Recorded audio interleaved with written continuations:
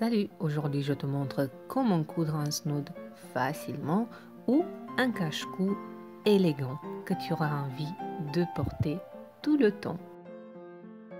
Tu peux le porter de plusieurs façons ou même le transformer en bonnet. Et oui, c'est tout à fait possible. Reste avec moi et je te montre la suite. Tout d'abord, tu auras besoin de mesurer ton tour de cou,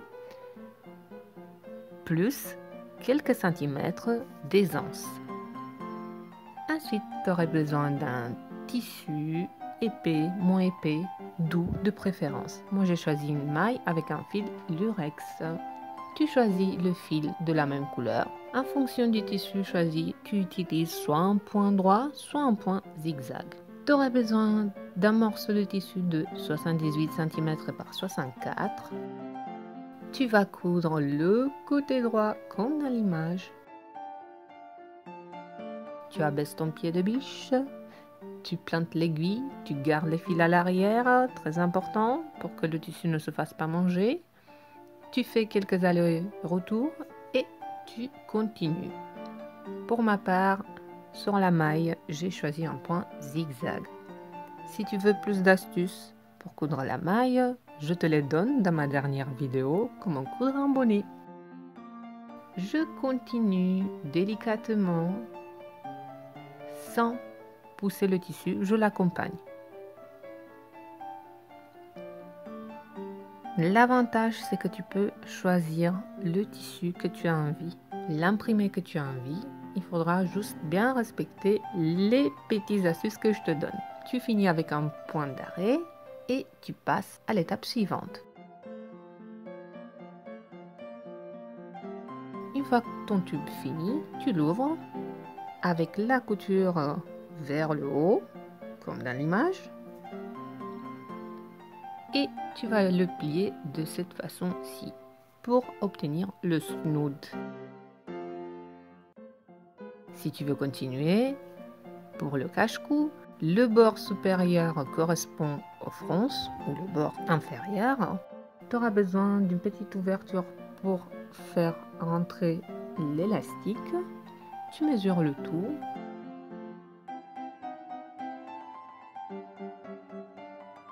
Et tu auras une ouverture à gauche, une ouverture à droite. Tu renforces tes coutures.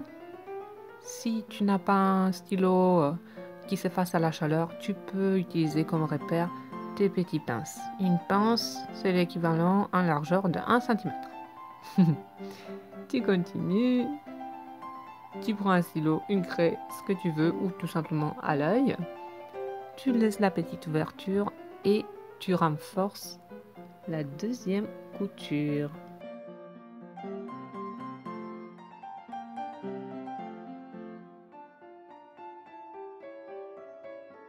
Pour la suite, tu prends des coups-vides et tu ouvres la porte. Comme ceci. Tes deux ouvertures sont prêtes. Tu vas plier le tout comme dans l'image. Cette étape est très importante, peu importe le modèle que tu as choisi.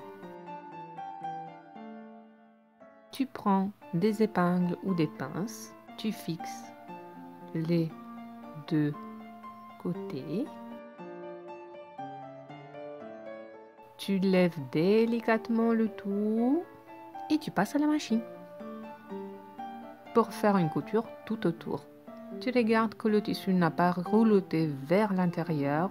Si c'est le cas, tu l'aplatis comme il faut. Tu abaisses ton pied de biche, tu te prépares, tu plantes l'aiguille et tu commences ta couture.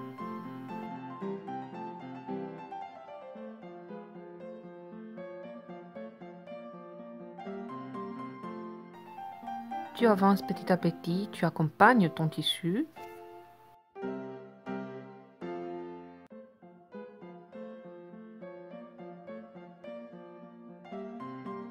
Vers toi, tu ressors l'excès de tissu et tu ranges les deux bords pour continuer à les coudre en laissant une ouverture vers la fin. pour pouvoir retourner le tout.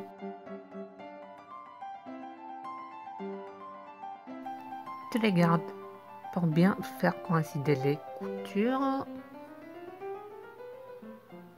et tu avances.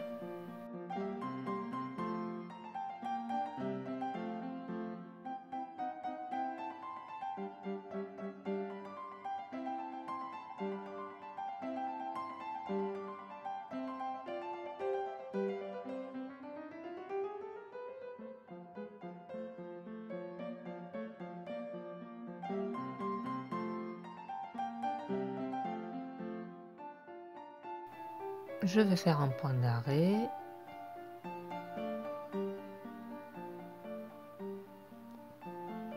Et j'ai hâte de sortir l'intérieur vers l'extérieur.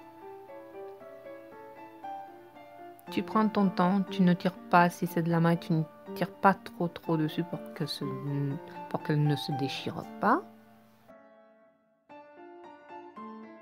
Et il ne faut pas oublier de faire un point visible pour fermer l'ouverture. Et voilà, tu as un snood. Si tu veux continuer, tu vas repasser tes coutures. Tu as les deux ouvertures, tu prends 1 mètre ruban, tu mesures que tout soit bien symétrique et tu vas faire des lignes horizontales. Tu en as besoin de 4. L'auteur des fronces, c'est à toi de voir. Est-ce que tu veux des fronces plus grandes en bas, en haut? Est-ce que tu les veux de façon égale? C'est à toi de voir. Une fois que tu as tracé tes lignes, tu passes à la machine.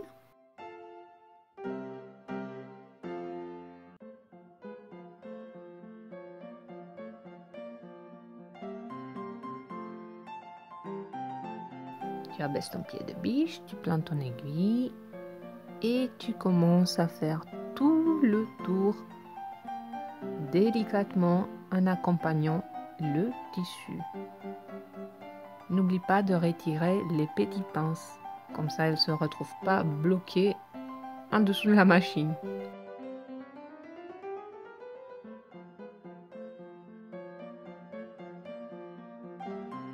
Et très important, avant de commencer à coudre tes lignes horizontales, il faut vérifier que la canette soit pleine ou qu'il y a assez de fil pour pouvoir faire le tour sans que tu t'arrêtes au beau milieu. Si tu t'arrêtes au beau milieu, ce n'est pas grave. Dans l'idéal, c'est d'éviter.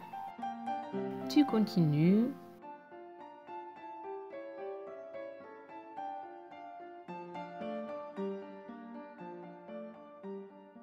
Et vers la fin, tu vas avancer sur la couture que tu as commencé avec un point d'arrêt.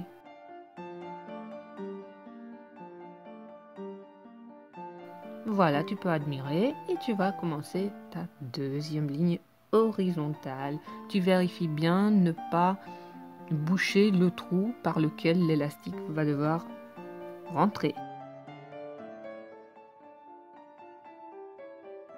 Une fois que tu as fini tes 4 lignes, tu vas repasser, tu vas juste poser ton fer à repasser délicatement sur le tissu et le stylo, il va s'effacer.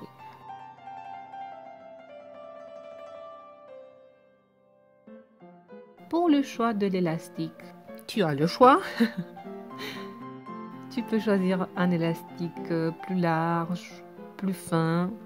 C'est en fonction du choix du tissu. S'il est plus épais, s'il est plus lourd, etc. Tu peux choisir même un élastique pour lingerie. Et oui, c'est tout à fait possible. Tu prends ton bout de l'élastique. Pour ma part, c'est un élastique qui fait plus ou moins 36 cm pour ce tissu. Je l'insère délicatement car je ne veux pas que la maille se déchire. Je bloque avec une pince, comme ça il ne va pas s'échapper. Et à ce moment-là, si tu veux faire un bonnet, tu tires au maximum sur l'élastique avant de le coudre à la machine. tu vas effectuer une couture en point zigzag.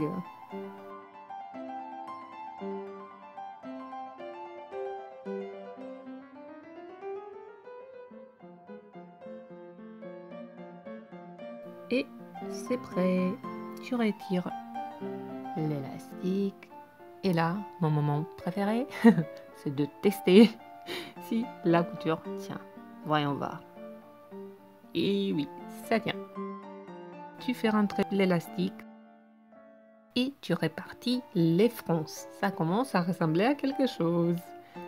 Pour l'ouverture, une petite couture au point visible. Je te conseille de passer à plusieurs reprises car la maille est un peu espacée. Tu fais la même chose de l'autre côté et voici le résultat. La couture visible, ne t'inquiète pas, elle sera à l'intérieur une fois que tu as retourné ton projet. J'espère que cette vidéo t'a plu, qu'elle te sera utile et moi je te dis à bientôt.